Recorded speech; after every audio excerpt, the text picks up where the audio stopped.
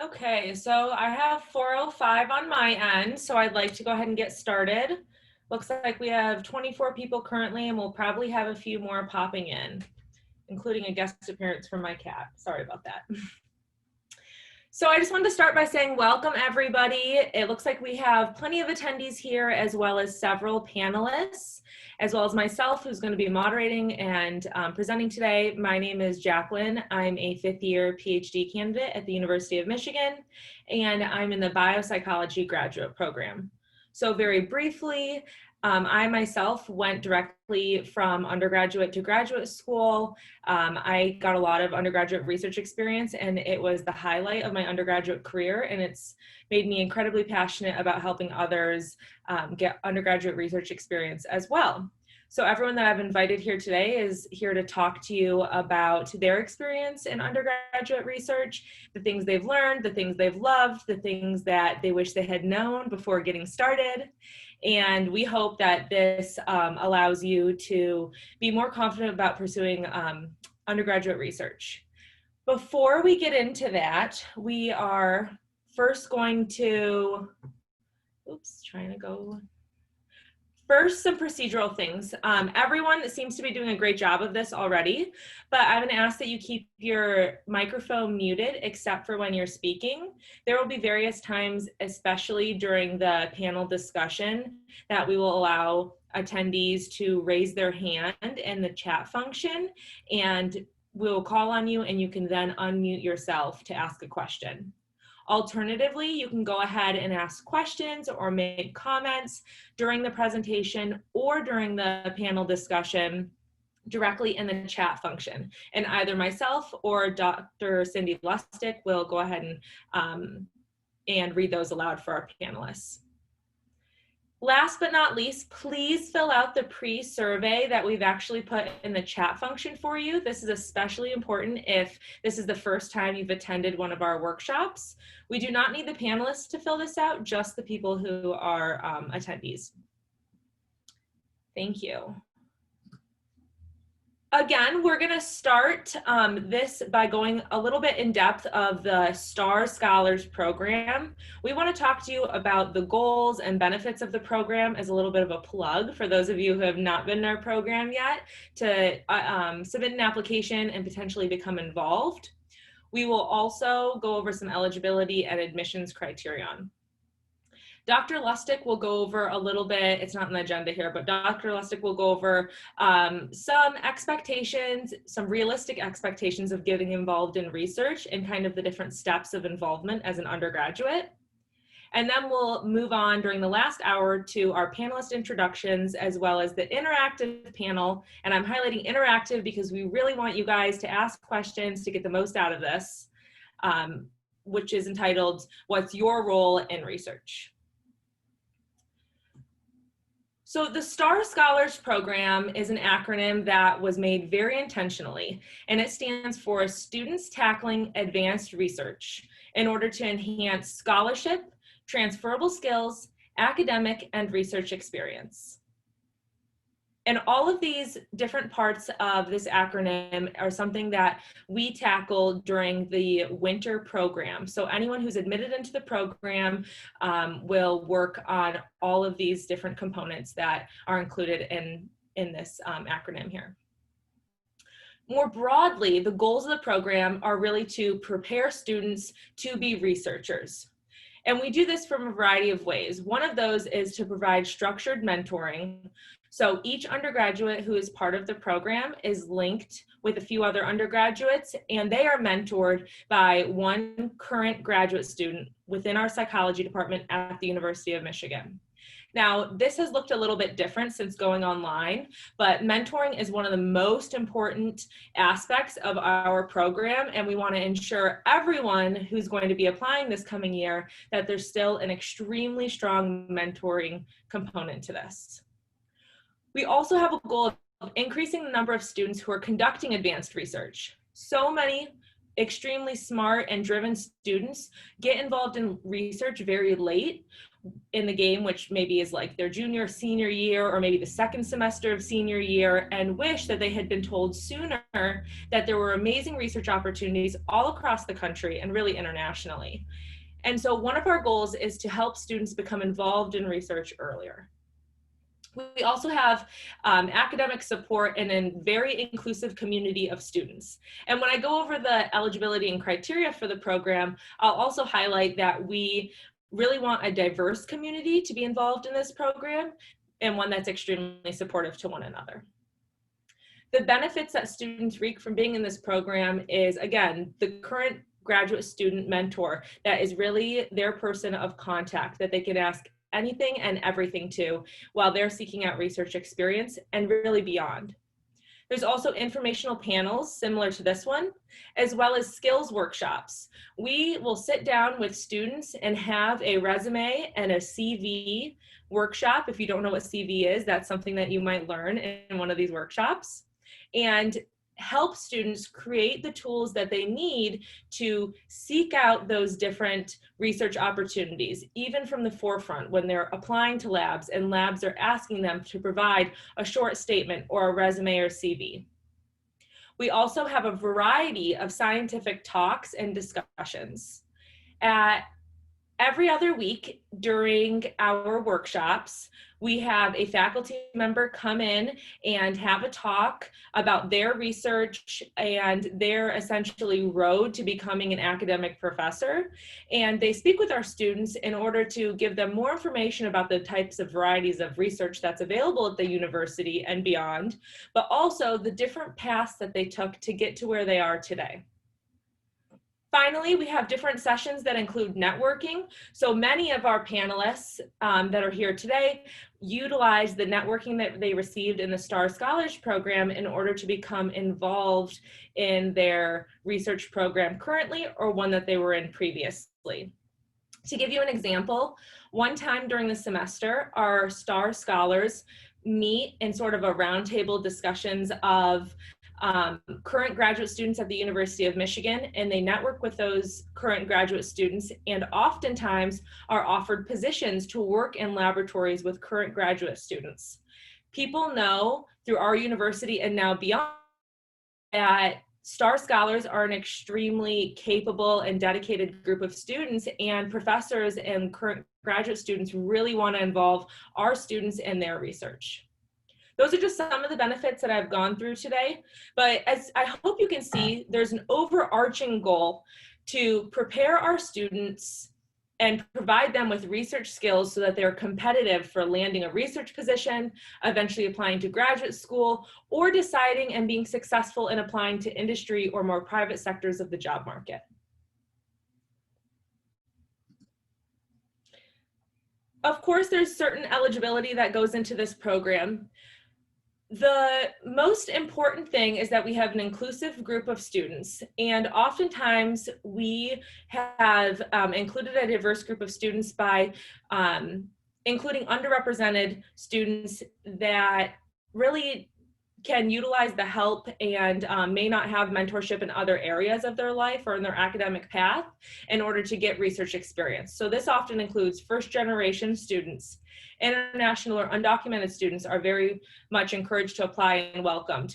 Racial and ethnic minority students, as well as students who have sexual orientation and gender minorities, etc. We also include students who may have experienced financial hardship and students who have demonstrated a commitment to diversity themselves.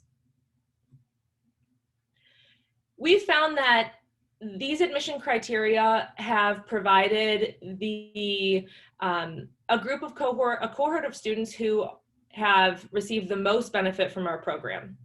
So we like to include students who have a very strong academic performance because they show potential in our program, and also we know that they can handle the load of work that comes with being in this program.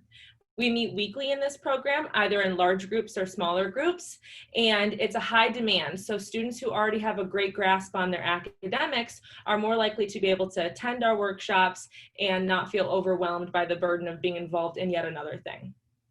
We also require that these people have a strong interest in research. It does not mean that you have to have a research experience already. In fact, we like people who have not already had a research experience experience specifically. We like them to be interested in psychological or biopsychological research, and the only criteria is that you have a willingness to learn and be open-minded to different opportunities that can be available to you through research. As I've mentioned time and time again here, there's a desire for mentorship that's needed by the students, the STAR scholars in this program, because the graduate students are your mentors, and we are extremely passionate about forming committed relationships with you that will lead you and mentor you, not only during the semester that you're involved in STAR scholars, but also beyond that. One of my favorite things is having my students come back to me 2 years from the time that they were in the STAR Scholars program and saying, oh my goodness, the opportunity that I was provided at the networking workshop got me my first research experience. I was then in that lab for 2 consecutive years, and I've just finished my honors thesis, and now I'm applying to graduate school. Thank you so much, Jackie, for getting me involved in this type of research through the STAR Scholars program. So we definitely stay in touch with all of our mentors moving forward. We have also found that freshman, sophomore, and even junior status is the prime time to be involved in the STAR Scholars program, primarily because we are preparing you to be involved in research as an undergraduate. And those that are seniors don't have as much time to get involved, especially with the COVID situation that we're all in currently. So we highly recommend that people earlier in their academic career apply to our program. Freshmen, sophomore, and juniors are welcome to apply. Now, if you have questions or if you're interested in applying, please do not hesitate to contact us. Cindy, will you please, for the convenience of everybody, go ahead and put this website URL into the chat, as well as the email address for Psychology STAR Scholars. If you email this directly, you will get a response from one of us or our program coordinators that will give you more information about applying and more information about the program in general. Our current deadline is November 6th, so please start working on your application soon if you're interested in being part of this program. Now, that was quite a bit of information, and we have a little bit more for you. First, we're going to have our faculty director, Dr. Cindy Lustig, go over, I believe that's the next thing. Yes. So I'm going to turn this over to Dr. Lustig, and she will give you the next part of our talk today. Thank you so much, Jackie. And I've put both of those links into the chat. So as Jackie was saying, my name is Cindy Lustig, and one of the reasons I've gotten involved in this is, much like Jackie, I got involved in research early on as an undergraduate. But quite honestly, if it was not for the fact that I was dating someone who was a highly anxious, paranoid person and was like, oh my God, we will never get into graduate school if we don't start research like now, I never would have known. I would have been one of those people who sort of happily floated along thinking that doing well in my classes, which is what I had to do in high school, was what I needed to do to succeed. And I do now, as a faculty member, see a lot of people come to me, like towards the end of their junior year, at the beginning of their senior year, saying, oh, I want to do an honors thesis. And it's very tough at that stage if you haven't had the research experience. So you do want to get started. One basic idea, so Jake, if you can bring up the text, I think you're still driving the slide there. One thing to know is that when you are starting off in a lab, you don't have to have your own brilliant research idea to get started. So a lot of times, maybe the idea of getting involved in research sounds really sort of intimidating, like, oh, I don't even know anything, how can I get started with this? You are not born in a white lab coat, and so there's really no expectation that you're going to come in with a brilliant idea. In fact, you probably won't get to work on your own idea until later. So I'm going to talk in a couple slides a little bit about the progression of things, but I have here some pictures from the classic Karate Kid movie, and it's very similar to that. You really have an apprenticeship model. And so even when we're training research assistants in my lab, the first place that they start is they actually start watching our current research assistants and sort of shadowing them. And then, you know, they'll help out with part of the experiment. Then, you know, they'll start doing it on their own and with somebody sort of pitching in. And then they begin to do it on their own and somebody supervising them, and then they do it more independently until then they're ready to move on to the next stage, and then we kind of cycle back through that. And as I'll talk about, as you go on, you'll become more and more the person who's also helping to teach other people. So at the very beginning, it's perfectly fine to come in not knowing anything and just having, you know, some curiosity. If you do know some things, you may be surprised at what you already know. If you know how to work with Excel, you're already, you know, a step ahead of some other people. You know, if you know how to do a literature research, you're already a step ahead of some other people. So don't underestimate yourself, but even if you're brand new and green, like, you know, that beginning stage really is all about the learning. So go ahead to the next one. So again, you don't need to know a lot to begin with, and you may actually get asked to do some very basic tasks to start off with. So if you're doing those basic tasks, what you want to do is then go ahead and ask what those are about. Most of the time, you know, the graduate student or the mentors that you're working with in a lab will be pretty good about explaining to you the purpose behind things, because we want you to know what you're doing, because you'll do a better job if you understand the reason. But of course, people do get busy. So if there's ever a place where you have questions or you're feeling uncertain, like, why do we give this test? Just stop and say, why do we give this test? How are we using this? What is the purpose of this? What's going on with the experiment? And most of the time, people will be very happy to explain that to you. The other thing to remember, actually, keep on that slide for a second. So the other thing to keep in mind, and you'll see this coming out with some of our panelists, is that you can use skills that you've learned in the lab in other contexts. So even people who go through and do a PhD in psychology often end up using those skills in contexts other than being a professor. So they may do it, like I have one of my first graduate students is now leading the market site at Facebook because of the data analysis skills that she used. Likewise, you can also use skills that you've learned in your other classes. So if you've taken stats class and learned how to do an analysis, ask if you can start playing around with that and the data for your lab. If you've taken a programming class, ask whether you can start programming up some of the experiments in the lab. So what you learn about programming, organization, scheduling, and so on, even just the time management and getting your act together that you have to do in the lab, it's going to be useful in many of your jobs and actually in your whole life. So go on ahead. The other thing that I strongly encourage people to do is ask if you can join or sit in on lab meetings, or if there's a relatively large team of RAs on your particular project. A lot of times people will organize mini lab meetings. But this is often where the behind the scenes work and the logic behind the studies is discussed and gets worked out. So this will be where graduate students will sort of present their ideas for experiments or present their preliminary data analyses. And you'll get to really see and understand at a deeper level, okay, here's how, you know, all of these different pieces fit together. And it will really give you a good understanding of, okay, this is where my piece of the puzzle fits in. And I think, is there one more slide that I had, or did I? Well, no, go back to this one. So the last thing I will say is that as you are moving along, there's also different stages of what you will do at different aspects of the research. So when you're first starting out, so let's say your first year in a lab, like if you're working in my lab, where we're doing mostly human research, you're primarily going to be running subjects, helping to schedule people, helping to administer tests and scoring them.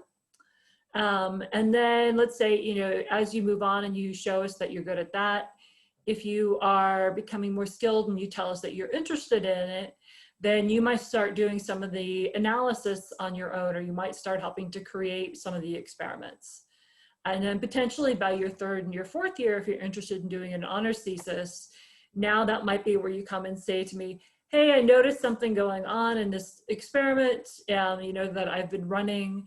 and I know it's not the main question, but I'm really curious about this. Can we design and run a study around this?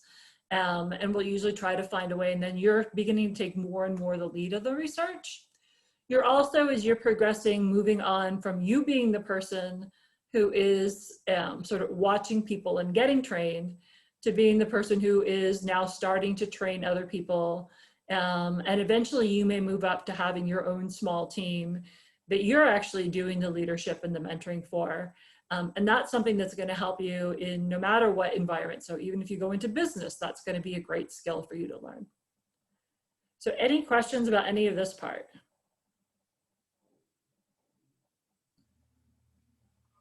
Okay, I will turn it back over to you. Perfect. Can everybody hear me? Great. So thank you, Dr. Lustig, in giving us some more information on the basics of what an undergraduate research assistant might be involved in the laboratory. And you had a really great perspective from your own laboratory, which studies primarily human models. And I just want to echo everything that you said for labs that may be more in a biopsychology or behavioral neuroscience program that might use animal models. The main gist of it is that you start with just getting your feet wet in a laboratory, and the more responsibility and hard work that you really put into the projects, the more that your graduate student mentors and the principal investigators of the laboratory want to encourage you to become more independent in the laboratory. So while tasks may look slightly different from one lab to another, it's really the idea of getting more involved over time. And with that, I do want to encourage anyone who has questions, please write them in the chat, whether it be a question about becoming involved in the STAR Scholars Program or what it looks like to initially get involved in research in a laboratory at our university or anywhere else, really. While you guys think of those questions, I would like to introduce our panelists. We have a full hour to have a panel discussion. If it takes up that amount of time, that's great. I have some questions that I can ask our panelists, but we really want this to be interactive. So please ask them anything that you see fit, and that's appropriate. I will give you a very brief overview of the panelists that we have here. I've asked them to provide just a few words about themselves so that our attendees can ask direct questions to the panelists, or they can say that this is for anybody to answer. So I'll ask that all of our panelists, I guess, go ahead and you can unmute yourselves for now. And also, if you have a video equipped on your computer, go ahead and come onto the video, please. So we have Valerie, who's a sophomore at the University of Michigan, who's majoring in biopsychology, cognition, and neuroscience, which is known as the BCN major. And they're also a research assistant in a biopsychology laboratory at the University of Michigan in Dr. Kent Berridge lab, if I'm not mistaken. We also have Caitlin, who's a senior at University of Michigan, majoring in statistics, and is a research assistant in the Adolescent Health Risk Behavior Laboratory at our university as well. Next, we have Daisy, who's graduated from University of Michigan, majoring in BCN as well, and is currently a clinical research coordinator at Massachusetts General Hospital. Megan is a research associate and recruitment coordinator at New York University. Rachel is currently a senior majoring in psychology with a focus in childhood development, and she's in an equity and in early learning laboratory at the University of Michigan as well. Tiana is a first-year student getting her Master's of Social Work at the prestigious Howard University. And of course, we also have Colin here, who's a recent University of Michigan graduate. He's been conducting research at the University of Michigan and also BYU Law School, and he's interested in applying to law school. And I wanted to highlight here that I have a variety of academics who are at different stages in their career, who presumably have different interests moving forward. Some, of course, are going to law school, some might be interested in clinical research psychology, etc. And so I hope that this provides a breadth of experiences that can be discussed today for all of you. So if we just go in order, I guess, beginning at the top with Valerie, I would love for you guys to give a little bit more information. And remember, this is going to be recorded and put on our website. So it's not only these attendees that are getting to hear your stories, but this will reach people more broadly as well. So if you don't mind, please telling us, I guess, again, who you are, what you're currently doing, and if it's anything that I didn't already include, and something that you did not expect about research. So once you got involved, something that was a bit surprising to you. Valerie, you can go ahead. Yes, thank you, Jacqueline. Hi, everybody. My name is Valerie, as Jacqueline said. I'm actually a junior right now, U of M, but I started research here as a sophomore. So sorry about that mix-up. So the questions were, how did I originally get involved?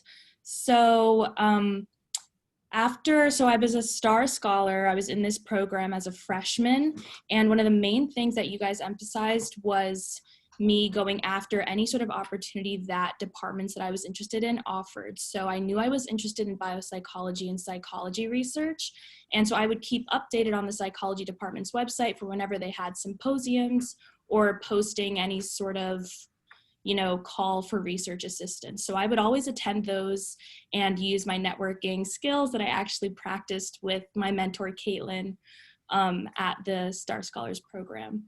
And the second question was, what did I not expect? Yes.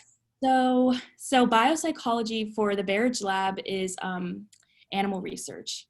And I knew I was going to be very hands-on with the rats at first. We were working with rats. And I did not expect to see how much time I would end up spending with them, and I guess just how much I would enjoy handling the animals. I thought it would be the worst part of research. They're smelly and I'd have to clean up after them, but they were actually part of the best. Getting to see how their behavior can be manipulated and how each of them actually have different personality traits. They were all labeled on their tails with numbers, but it got to a point in lab where I didn't even have to look at their tails. I could tell who was who based off how they behave. So that was definitely something I didn't expect. I didn't expect that handling animals would turn into my favorite part about lab. So really enjoyed it. Thanks for sharing that, Valerie, and I apologize for the mistake on the slide. No, you're good. You're a junior. Okay, Caitlin. Okay, hi, I'm Caitlin, and I'm a senior majoring in stats right now. And when I joined the STAR Scholars program, I was a junior. So I joined like this past winter. And how I got started in research was actually from the grad speed networking panel that Jackie mentioned earlier in the presentation. And one of the grad students, his name is Michael, he actually reached out to me on his own and was like, I like your background, since you're stats, you bring a little something different to the table. We'd love to have you join our lab. And then so that's basically how it was. And I was lucky because they reached out to me instead of me reaching out to them. But it's definitely great to connect with everyone that you can, especially in those grad networking panels and any kind of networking panels. And it's good to keep in mind that, everyone was in your place at one time. So, ask a lot of questions. They're never going to be like, oh, this person's annoying. Like, they're happy to help. And that's one thing that I found surprising was really how open everyone was. Like, it's always emphasized that, you can always ask questions. There's no stupid questions or anything like that, but really experiencing how open people are with their experiences is really nice. And also, when I jumped into the lab, they were past the data collection point. So I was really working with analysis and actually going through the process of publishing a paper. So it really surprised me how much work actually goes into a paper and like going through all of the stages of editing, having it reviewed, having it sent back. And the editors can really just send it back for any little thing. So it's really, you got to be really precise with that kind of thing. That's great that you got that opportunity to be a author or get experience with publishing a paper. That's something that doesn't always happen for undergraduates and that are involved in research. So that shows that you were committed to analyzing the data and being part of that. Congratulations on that. Okay, Daisy.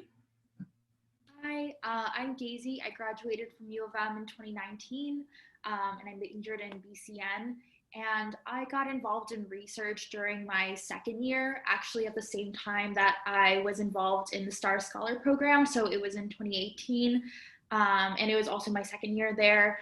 And I was kind of going through this mid undergraduate crisis where I thought that I was going to be pre-med, and then I realized that I wasn't enjoying the classes I was taking and wasn't doing well in them. And so I was kind of struggling with where I stood at U of M and where I was going to go moving forward. So then I kind of just took some time to reflect on what I did enjoy. And I did enjoy working with children based on experience, either working in daycares as a volunteer or working as a summer camp counselor. And so I kind of just reflected on what I did like and the classes that I did love, which was the abnormal psych class that I took at the time with Dr. Luke Hyde, who is amazing.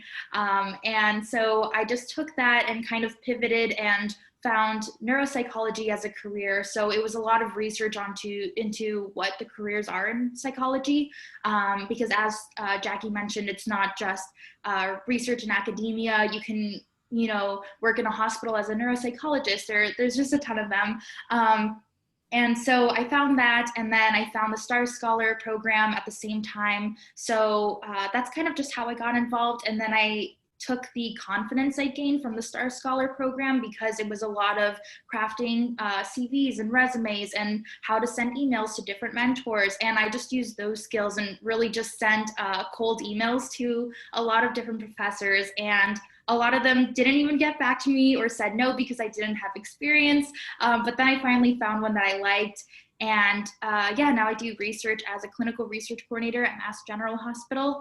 And what surprised me the most, I think, in the field of research is just how collaborative it is and how much learning you can do.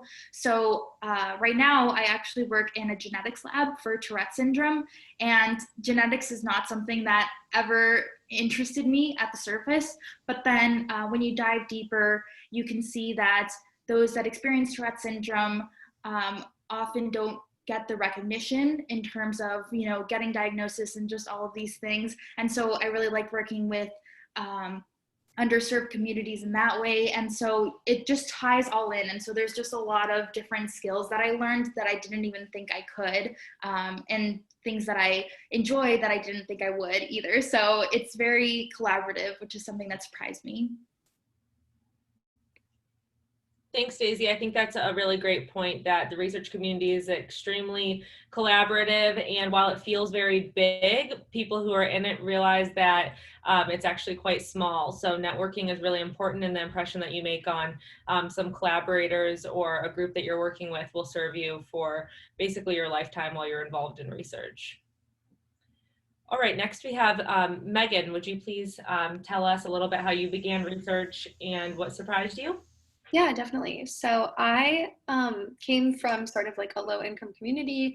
I didn't know very many people who had gone to college at all, let alone gotten like graduate degrees. So when I came into college, I really had no conception of what research looked like, what it meant.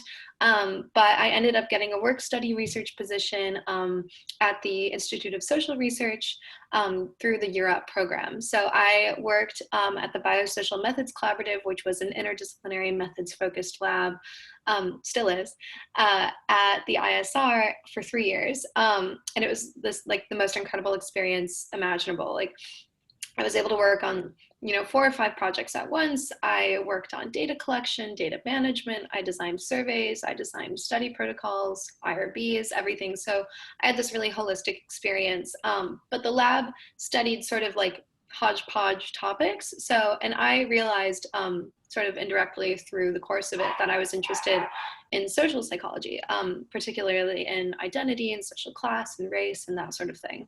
So, at the same time, I started kind of like doing reading on my own, and I ended up landing an internship at NYU during the summer of 2018 before my senior year. So I worked with 2 different research labs there, gaining experience working with social class and that sort of data. And then I came back and did an honors thesis and really designed my own project over the course of the year. I ran 2 studies and then presented everything. yeah, so then at the same time, I was involved with Star Scholars, and it was really useful in the sense that it kind of pushed me to send out emails, to update my CV, and I had this sort of community that I never expected to have. So that was really, really useful. And then after I graduated, I moved to Boston and I started working with Dr. Masreen Banaji at Harvard. She's the one who invented the IAT, if anyone has ever heard of that. Kind of fun. She's great. But I was doing a lot of writing. It was sort of an editorial position for this sort of research project she had been working on. So after a few months, I decided I wanted to move on to a more like research heavy position. And that's how I ended up at NYU. I work with Dr. Marjorie Rhodes, who's actually a Michigan alumna herself. And yeah, and it's great. It's like the most incredible thing. I get to recruit children for developmental psych studies, and I also get to conduct research in the social and developmental department. So yeah, I would say the one thing I didn't expect about research would be how creative you have to be, which was, really exciting to find out because I come from a really creative, writing-focused arts background. And a lot of that applies in research. So, there's a lot of skills in like different day-to-day things that require a totally different subset of skills than just data analysis. So, yeah.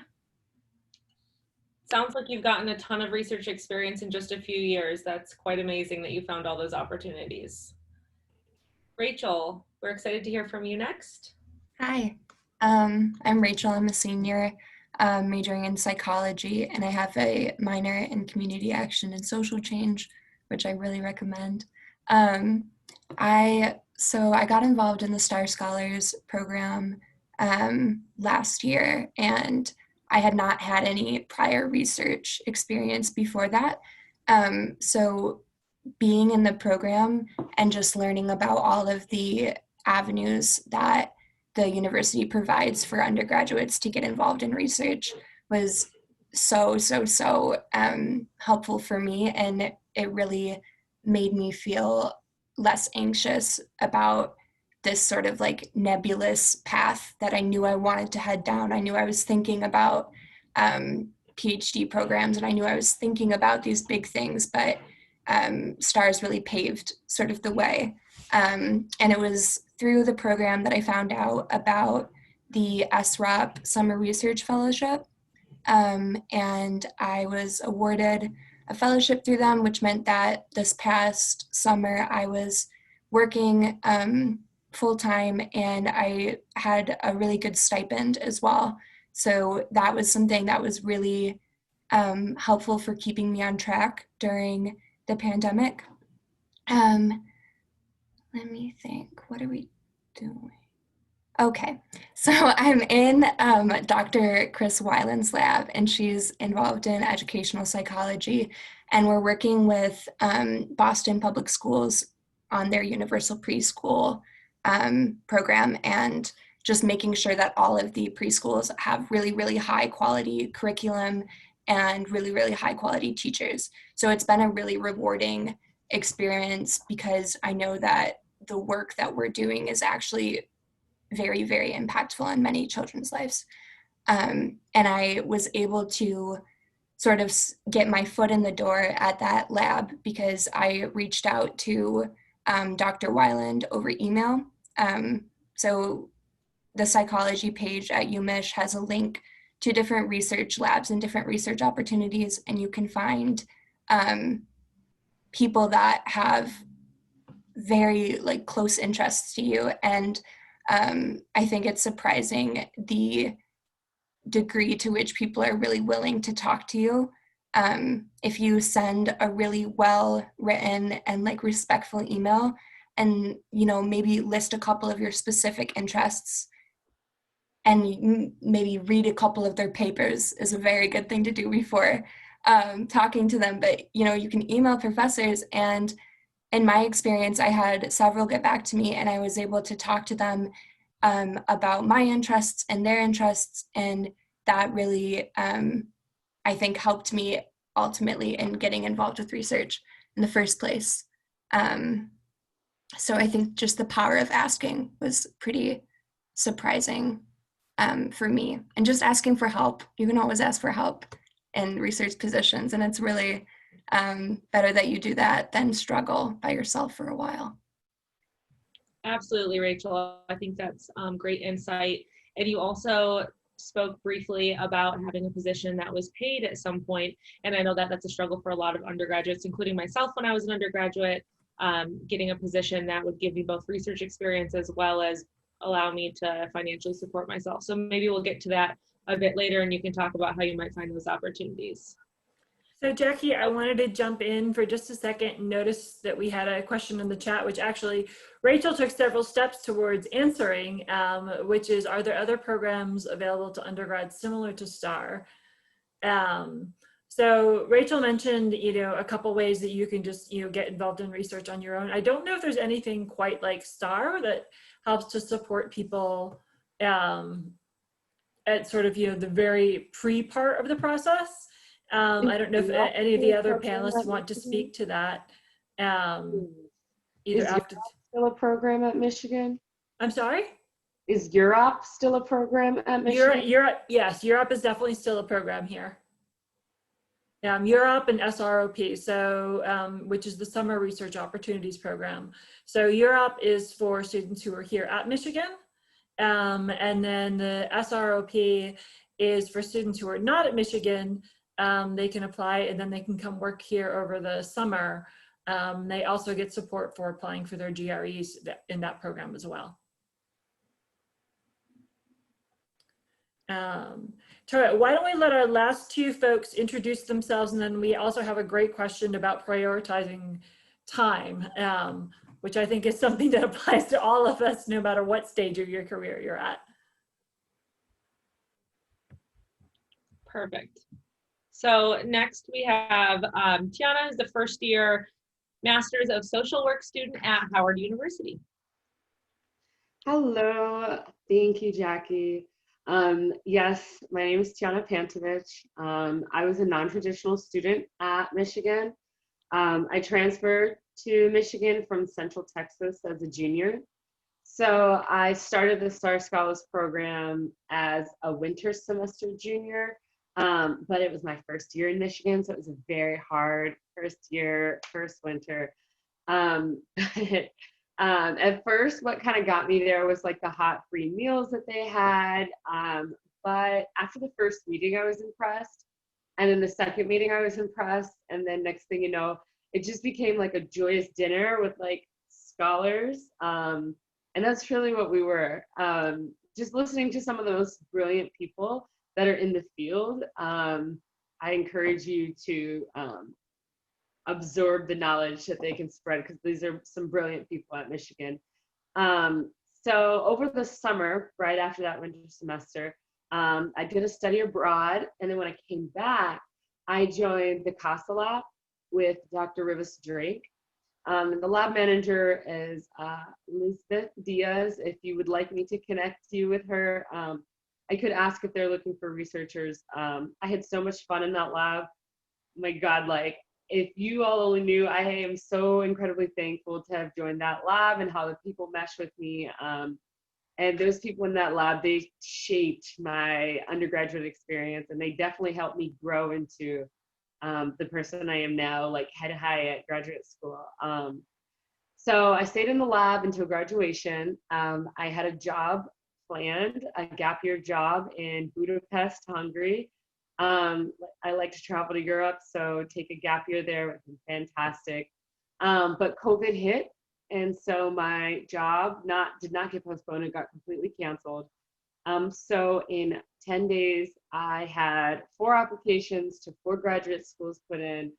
And I'll say, because of my CV that had, and as I was working with my CV, they just reiterated, put graduate or research experience just right there when you're applying to graduate school. And so I did. I had a big bold section that put my research experience on top of the brilliant people who wrote my letters of recommendation, which 2 of whom were in my lab, my PI and then my lab manager. And also CAST, Mr. Joe Galera wrote some as well. long story short, I got into all 4 of them thanks to the incredible support that I had from these people. So now I'm getting my master's at the Mecca of all HBCUs, Howard University. I'm studying social work in the direct center of the Black Lives Matter movement. It's a fantastic opportunity, and they also offered, because of my research, because of COVID, I didn't have much time to apply for kind of extra, grants and scholarships and all those things. It just was like, I need to make plan B.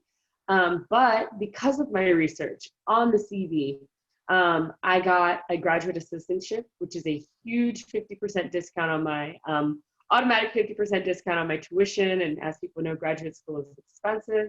And you get partnered with a faculty member and help them make through breakthrough research stuff. Actually, the person I'm working with, she studies traditional Chinese culture and the sociology behind that, Dr. Meirong Liu. And she actually just published another academic article in a peer-reviewed journal today. Just fantastic academics. I really encourage you to join this program. It might seem like a lot. It might seem like just another straw on the camel's back. But this one is worth it because I have like actual direct evidence of how this helped me in my academic career. So.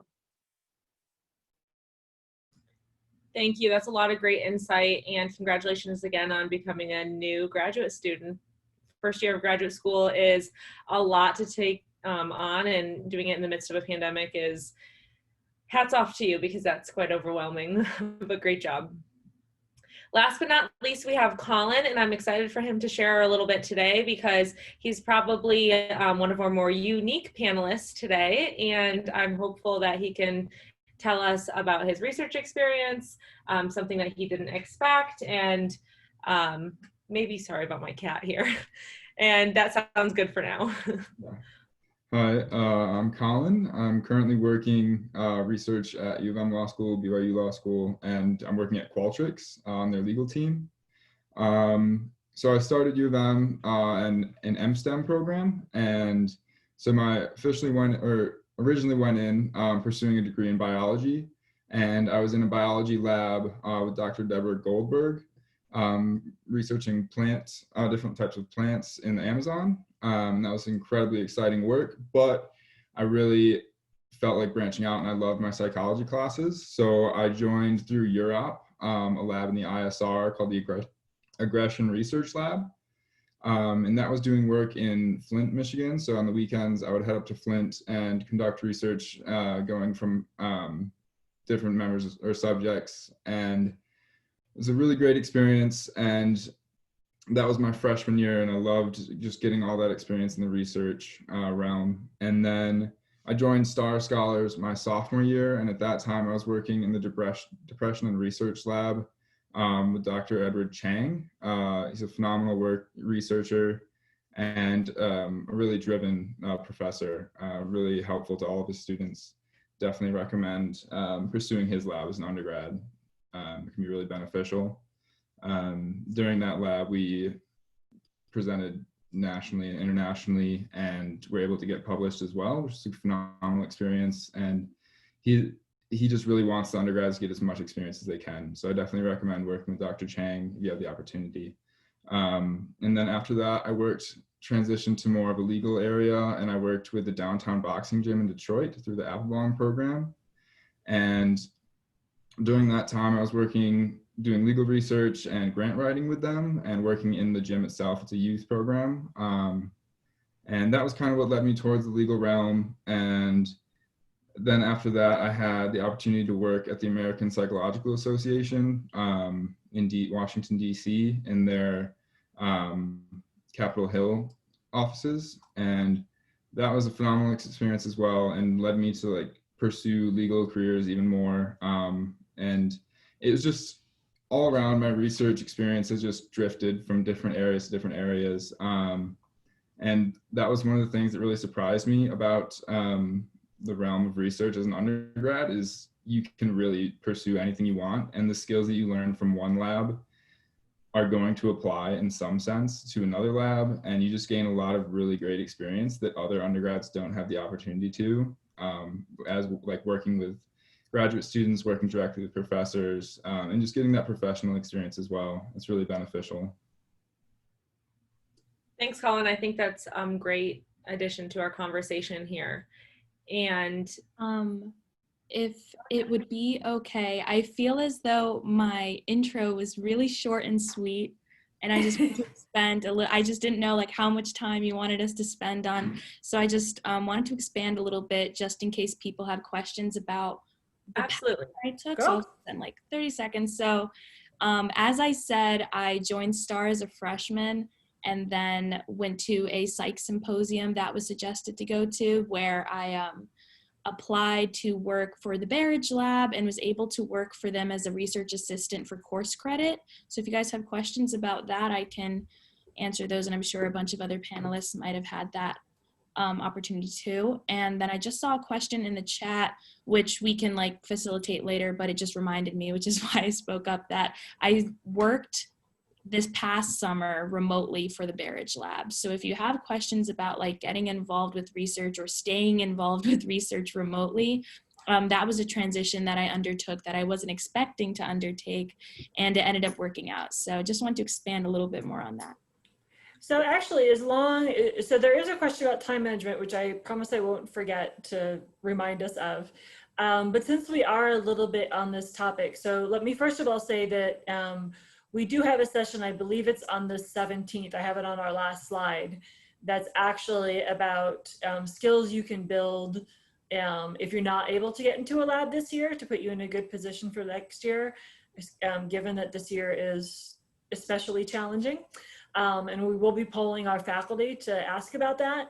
But for those of you who've had the experience like Valerie of like suddenly having things change underneath you, or Tiana did as well, or Colin, you were saying how skills from one lab transfer to the other, like any advice that you can give to folks about sort of making those connections. We had a question about social media and LinkedIn, sort of in addition to the training that you got through STAR, or if there was something that particularly stood out for you that helped you to make that connection. And then any experience that you had even before you got into the lab that you think sort of gave you an edge on being successful in getting that first position. Yeah. Well, while I was just on the topic of working remotely for a bit, so part of a great lesson that I learned from STAR was how to craft, and a bunch of other panelists also mentioned this, but how to craft the best email to make yourself stand out while still sounding professional, but also really engaged and excited about the research. Like, you don't want to add a bunch of exclamation points, but you also want to come across as really excited about working for them. So when my winter semester last year was cut short because of COVID and we were all sent home in March, I said a brief goodbye to my graduate student I was working with, Ileana Morales, who's super great, and said a brief goodbye. We didn't really know what was going to happen with research, but we just said that we'd stay in touch. And as things sort of settled in over the summer, I used those emailing skills and reached out to her, saying how great of a time that I had in her lab and how I wish that I could still have that experience. And even though it was very hands-on work in the Barrage Lab, I would still be excited to maybe FaceTime or Zoom with her for a bit to learn how to transfer some of those skills remotely. So I would say if you're looking to either continue research or start research and you're worried that it might be remote, I would say that my best advice would be to still come across as engaged and ready to be flexible. So I had some minimal experience with Excel, but I watched a bunch of YouTube videos on how to use like function groups and stuff on Excel and really start like sorting data that she was sending me throughout the summer. So taking that extra step to show that you are engaged and you're also ready to learn how to make the most of remote research.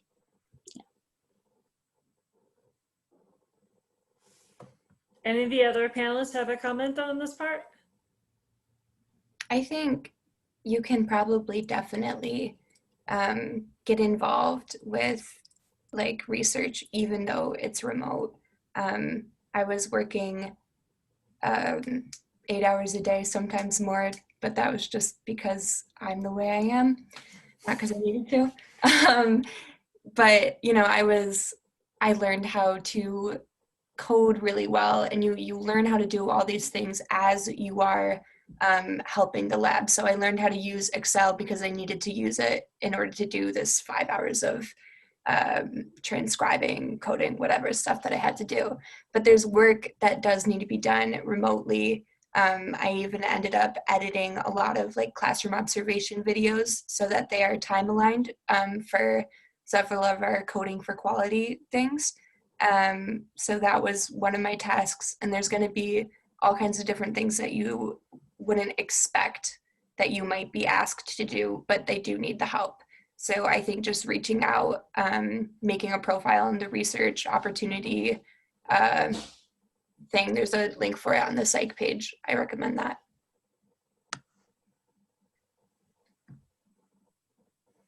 I'd also like to add something. So my lab was also remote this past summer, and speaking to the coding part, since I'm a stats major, I had a lot of background coming in, but it's also important to remember that when you get in the lab, they're going to teach you a lot of things. Like, they're not going to expect you to know everything that there is to know. And like, even though I had experience coding in R, they taught me other statistical, you know, software that I could be in, or, you know, they taught me all kinds of different data procedures.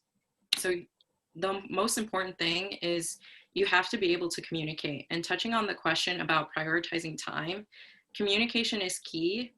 And with my experience, the first thing that they asked me was, how much are you comfortable working?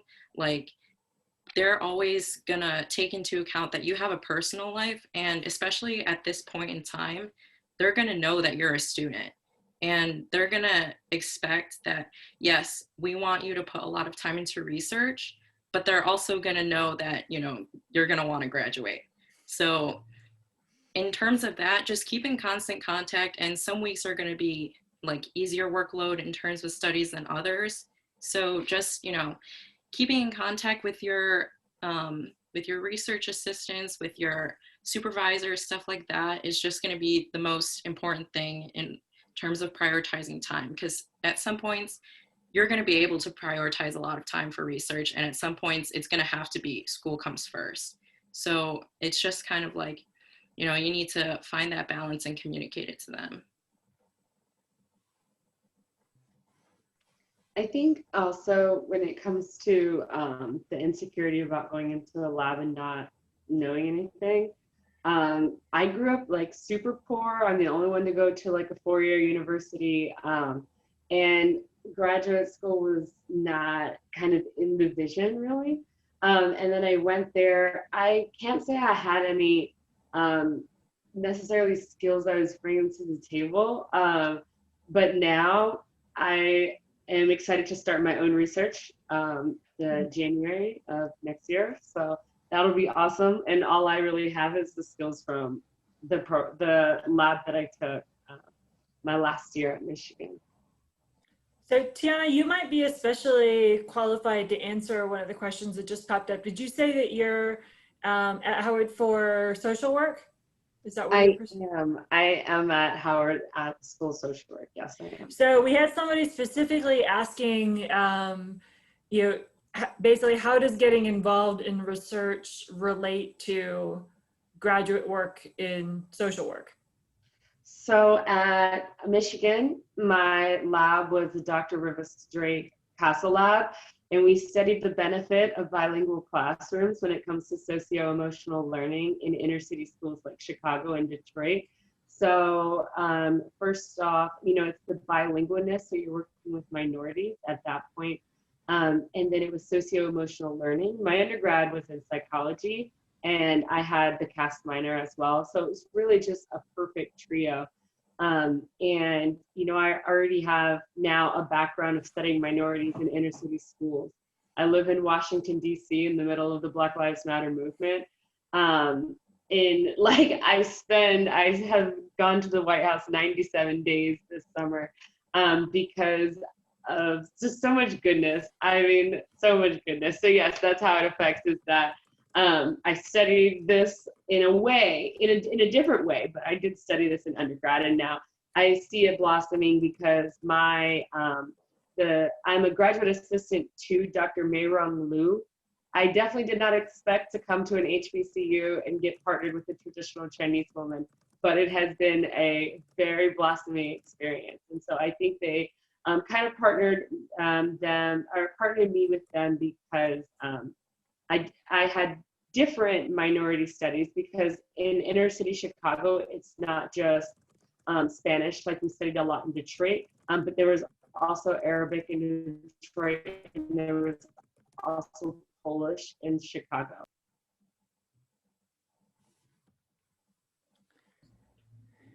Great, yeah, so it's, oh, sorry, go ahead, Jackie. No, I was just going to say that was extremely helpful, and I think that your experience is extremely relevant, and you answered that question really well. This is a slightly different question that I want to direct maybe to Colin and Megan, who we've heard a little bit less from. We heard in your guys' introductions that you've had many experiences over the last few years, and one of our attendees is asking more, again, about networking.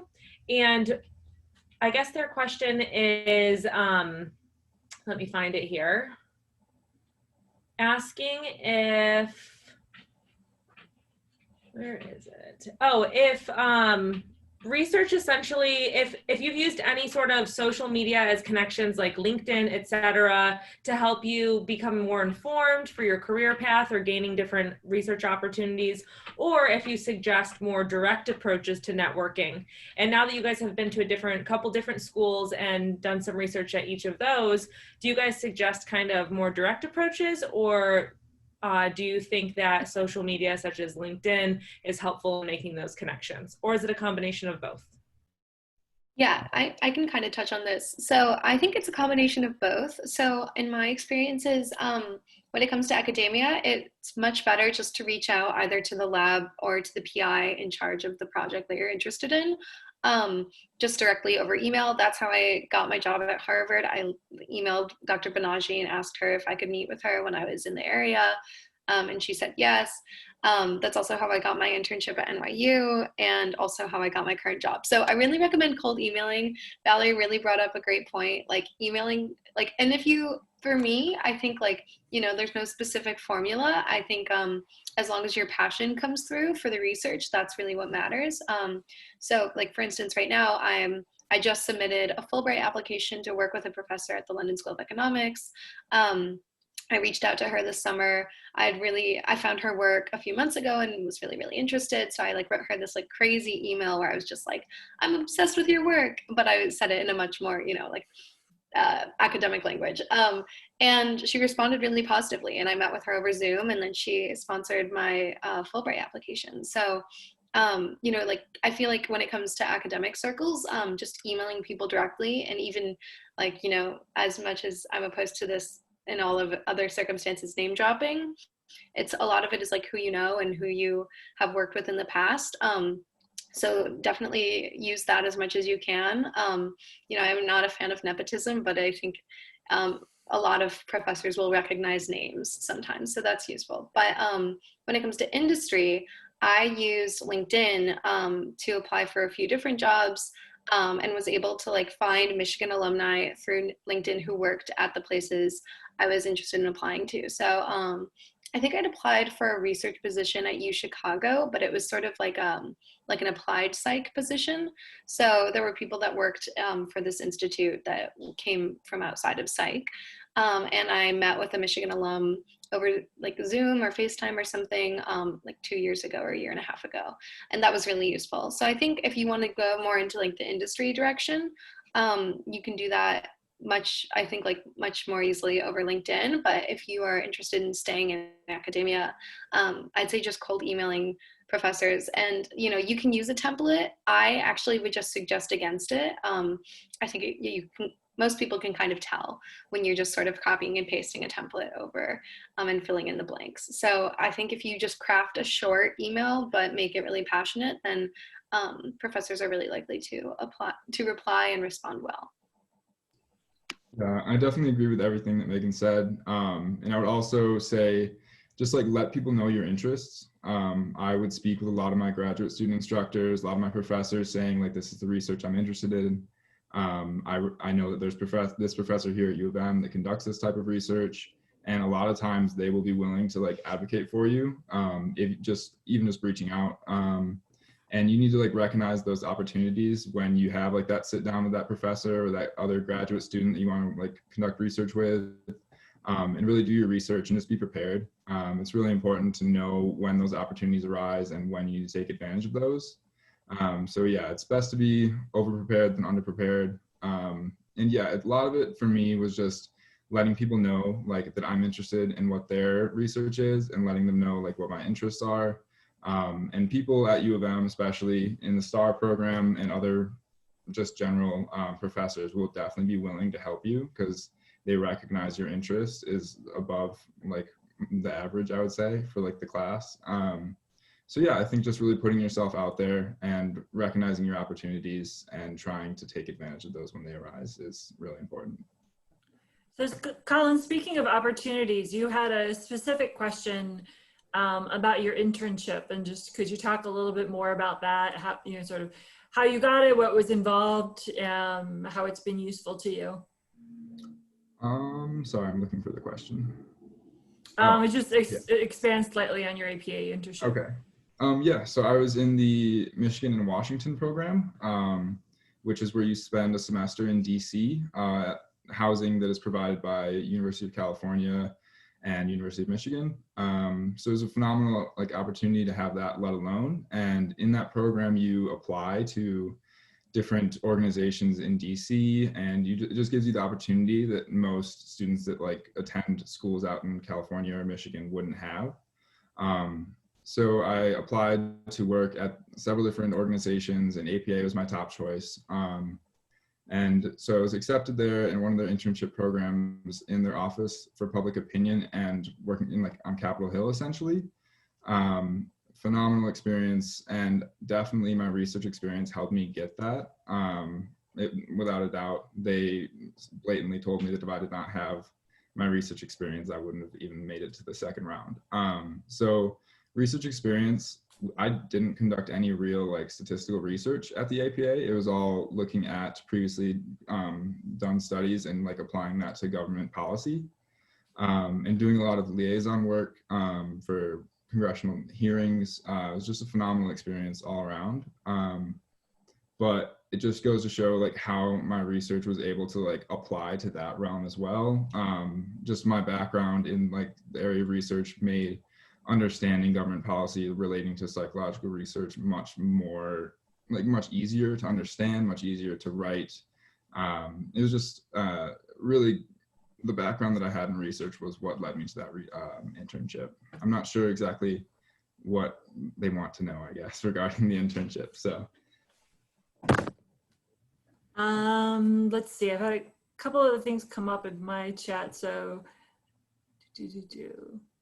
Audrey, if we didn't answer that question for you, go ahead and put in a more specific one in the chat. But I think that was pretty good, Colin. Yeah, so Daisy and Caitlin, in particular, could you guys talk a little bit, you know, sort of like what your long-term goals are, and you know, sort of how either STAR specifically or your research experience more generally has helped you out with that? Yeah, I can go first. So my long-term goals, I'm actually right now applying to clinical psych PhD programs. And STARS has kind of just helped with that because I actually just finished updating my CV, but I wanted to make sure that it was done right. So I actually searched through my email and found the workshop where they talked about CV, and thankfully they also sent the PowerPoint. So I actually went through it and updated my CV that way. So very helpful. So that's kind of been the first step that it's helped with. Again, with just gaining that confidence to send those emails to professors, as so many panelists has already talked about, that's just been invaluable, I think, in this experience. So I guess long-term, after my PhD, I'm hoping to become a neuropsychologist and specialize in that. Yeah. Caitlin, any comments? So for my long-term goals, I ultimately just want to end up in research, doing my own research, and the STARS program has really helped me because a lot of times you'll find out that just getting that first lab is really what opens up all the doors for you. So that's really the hardest part, just getting into the first lab. And along with that, the STARS panel also, you know, gives you a lot of soft skills like how to talk to professionals, how to craft your CV, how to craft your resume, how to do well in interviews, which, by the way, is probably like the most important lesson that I think that they taught, was how to really sell yourself in an interview. And yeah, it really does help.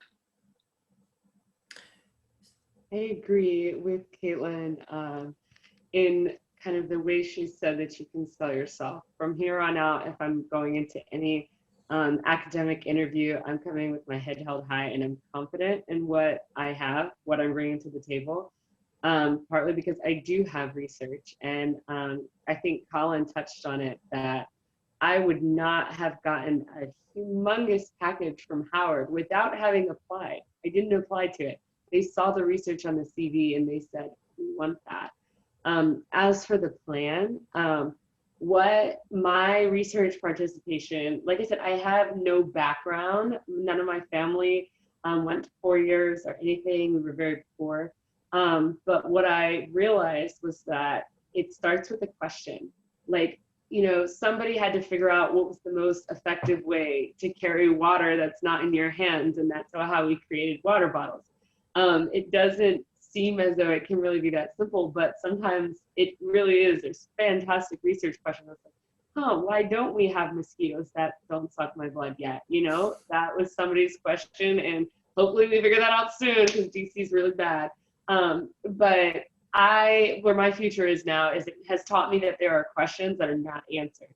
And during this movement, during the social changes that I've gone through these last 3 years, I have questions that don't have answers, and on my word, this is going to be recorded. You could actually hold my tape. I will say I have questions that are not answered that by the time I'm Dr. Tiana and I have it answered, it's going to be breakthrough stuff, okay? So that's great. I mean, one of the things that I'm really hearing coming through a lot with you guys is that getting involved in research just gives you an entirely new perspective on science. Like, it's not just something that you read about in your textbooks anymore. Like, you actually really know both where it comes from and also, you know, like how, like, as Colin, you know, and both you also touched on it, is also, you know, like it also isn't just something that you learn in class and then take an exam on. Like, one of the really cool things about psychology research is that it actually has impacts out on the real world. So we had a question come up: how much familiarity with a faculty member's research should you have before cold emailing them? I can answer that, I guess. From my perspective, actually, a lot of times I would contact the graduate students that were involved in their labs first. And just kind of, if they're one of your GSIs, that's even better. But it's a lot of emails that come from students that go to faculty can get lost, I think, and not necessarily lost, but they just might not get to it right away. And it's best to have like someone that like sees them on the daily, like one of their graduate students, or just someone that has that kind of inside loop to kind of reach out to them first and maybe get their understanding, get a little more experience of, or a little more perspective, I guess. But if you are going to be cold emailing them, if you can't find like a graduate student, I usually, if it's like something of great interest of mine, I would have a reference to like one or two of their recent research experiments, and just kind of let them know like that you're interested and how you could be a benefit to their lab, I think is really important. Yes, just to add on to that, I completely agree with Colin. I think emailing a graduate student first is sort of like a nice entryway. The lead professor in some of these projects might be super busy, so you might end up just not hearing back at all. But another great thing that at least worked out for me was that sometimes you might look up this research project or this professor's name and see what they're working on to familiarize yourself with it first, which I think is great. But it's totally fine if it goes right over your head. Like sometimes it can be really complex and it might be something that you don't really have a firm grasp on, but all you need to do is just target some key words in their research that really jump out at you. So when I applied to the Barrage Lab, a key word that I saw was optogenetics, which is basically manipulating neurons in the brain with lasers. And I had actually just learned about that in my Psych 230 class. So I pretty much verbatim said, I'm just learning about this in class and it really jumped out at me. It sounds so cool. I want to get involved.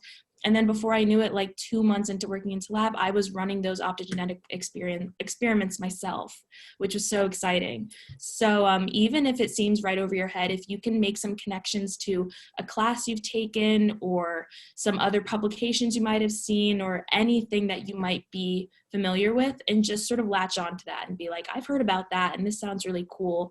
Can I participate in this? Yeah, I really agree with that, Valerie. I think that's a really good point. Like, I don't know about you guys, but like, I don't necessarily read like the entire 40-page paper if I'm gonna like reference it. You can read the methods, you can read the results, you can read the intro, you can kind of separate it up bit by bit and reference the parts that you understand. Some of these research papers that professors are putting out are really complicated and, they're not exactly meant for like, a 20-year-old's consumption. And so like, if you don't understand every aspect of it at first, that's okay. Just sort of like Valerie said, latch onto the things that you do know or do recognize and reference those when you're reaching out. To build off of what Valerie and Megan had said, also if you go to the professor's lab page, they typically have like a specific page for their lab, and you can look under research and they'll often be like press releases. So their research will be covered in a way that was presented to like the average consumer. And so that really clears up a lot of the kind of jargon, and it'll make it easier for you to know what they're talking about. And then you can maybe go back to those papers and look for a couple things so you can mention that when you're talking to them. Because I always think it's good to have like questions or specific things to talk about. I just wanted to add another approach you could do if you're not super comfortable with cold emailing a professor you may not recognize or have no familiarity with.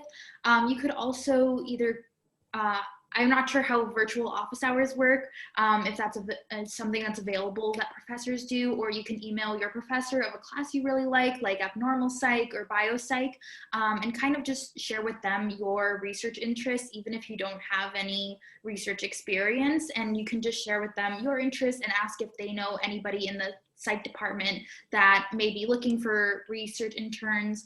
I think that would be a great approach, because you would get those office hours in and build that networking with your professor, and then they will be more than happy, I think, to help you that way. Yeah, so I see Jackie flashed back here to the slide on asking about lab meetings. I don't know if that was intentional or not, but it was it was actually a good prompt, because that's actually what I have told. I now have like 5 or 6 undergrads, some of them here at some not, who wanted to become interested in lab, but we just weren't able to give them positions this year because of the COVID stuff. But they're coming to our lab meetings, and they're learning about the lab, and the more that they're there, and especially, as they ask questions and, they show to us that, oh yeah, I'm really interested in this research, I'm reading the papers and so on. Like, as soon as we have an opening, like they're going to be first in line. There's no question about it. So let me ask, so we've been talking about all of the good parts, and, all of the great opportunities and abilities that being involved in research brings you, but there is no free lunch in life. So could you guys talk a little bit about some of the challenges? And I think some of you touched a little bit on the time management issues, some of the things that maybe are less fun to do in the lab, and kind of how you balance those pieces as well. So there was an aspect, as I mentioned earlier, we work a lot with animals in the lab, and part of your training to get more comfortable in the lab, especially a lab that works with animals, is animal safety training and making sure that no matter what we do here at Michigan, like everything we do is humane and safe, and we're not just messing with these animals for no reason. Part of the end cycle of that lab included me having to put some rats down and actually decapitating them and then scooping out their brain for further analysis. I I was very excited about it, but when it came down to the actual action of it, it was really hard for me to get comfortable with it. It got very messy, and it wasn't really what I originally signed up for. But somebody mentioned earlier that communication is key. So when you're tasked with some of these parts of lab that are either physically like sort of gross or just a really hard task that you're not feeling equipped to do just yet, always communicate that. I think communicating that up front is way better than trying to go in blind and then potentially making a mistake that could mess up the research results, or backing out last second and messing something up. So I was confronted with some of those harder tasks, and right off the bat I communicated with my grad student Ileana, I've never done this before. I don't know how good I'm going to be. Like, can I just have a couple more days to get comfortable with this before I jump right in? And she was super understanding. So always communicate your boundaries, what you're comfortable doing, and they're not going to force you to do anything that you simply don't want to do. Yeah. Another thing is that if you're not decapitating rats, you might be doing some really tedious data work. I have a research assistant now that helps me with things, and because I've been there, I'm like very well aware of like how horrible it is to like sit in a chair for like 7 hours and just like code videos or enter numbers into a spreadsheet. So if like, hopefully that doesn't happen to anybody, but if you are tasked with something like that, I would really recommend, like Valerie said, sort of bringing up your concern and bringing up like how it's a little bit difficult for you to sit for long periods of time and do this. And whoever you're working for should be really conscious of that. At least I would hope so. And try to like split up what you're doing a little bit into like either smaller hours or like mixing up what you're doing. So maybe sometimes you're doing data entry, other times you're helping with an IRB or like designing a Qualtrics survey, something that kind of like gives a little bit of variation.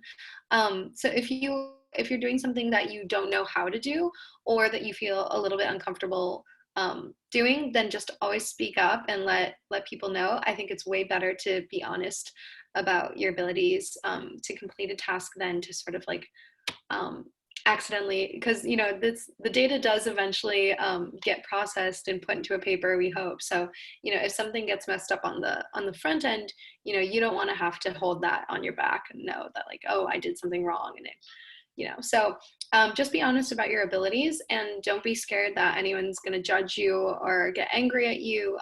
They shouldn't. If they do, then that's a red flag. And everyone's just here to help each other and kind of lift each other up. So just keep that in mind.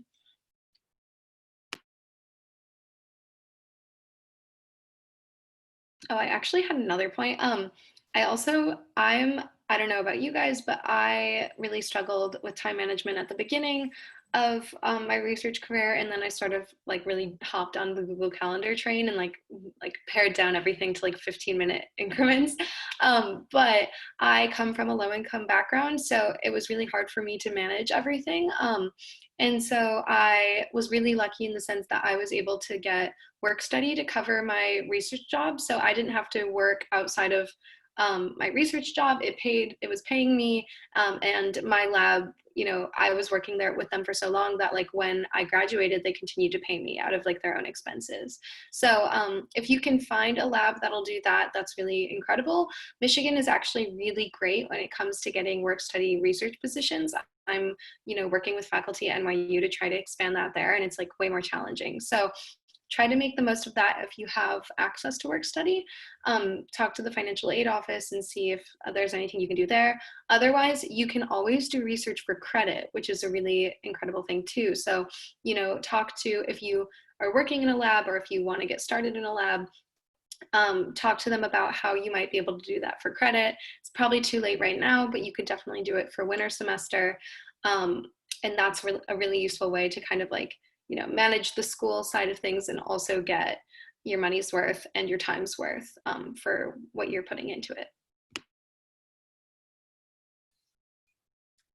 I definitely agree with what Megan said. And just as a quick add-on, I also am from a very low-income background, and something that I ran into really quickly in working remotely for the lab was just that my laptop did not have like the processing power to do what I needed to do.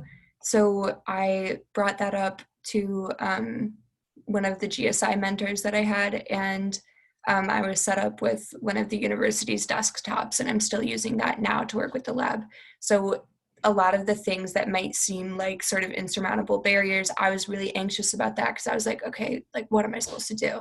I have this position, what am I supposed to do?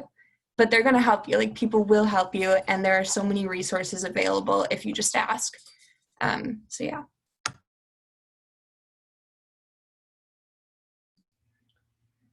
Perfect. It looks like we're right at 5:30 here, and we've gotten through a ton of questions.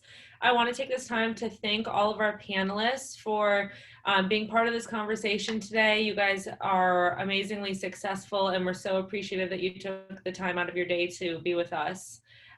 It seems that a few of our panelists are also posting their contact information in the chat, which is really great for our attendees that might have more specific questions directed towards them, or if they want to have these people in their network, like we just talked about, that's extremely important as well. So again, thank you so much to everybody. And if anybody on the panel has any closing remarks, you're welcome to share them now, or yeah, that's it. Thank you so much. Thank you. Yeah, thanks for having us. Absolutely. Yes, thank you, all of you guys. And I think you've shown both in what you've said about your own experiences, and then also in what you're doing here is part of the cycle is that you move from being the mentored person onto being the mentor yourself. And so you guys are doing a great job of that as well. And I have a feeling you're already also doing that in your labs too. Absolutely. And then lastly, for the attendees that haven't signed off yet, we do have information on this last slide about a few other workshops that we have going on this semester, as well as a reminder to apply for the Star Scholars Program if you're interested.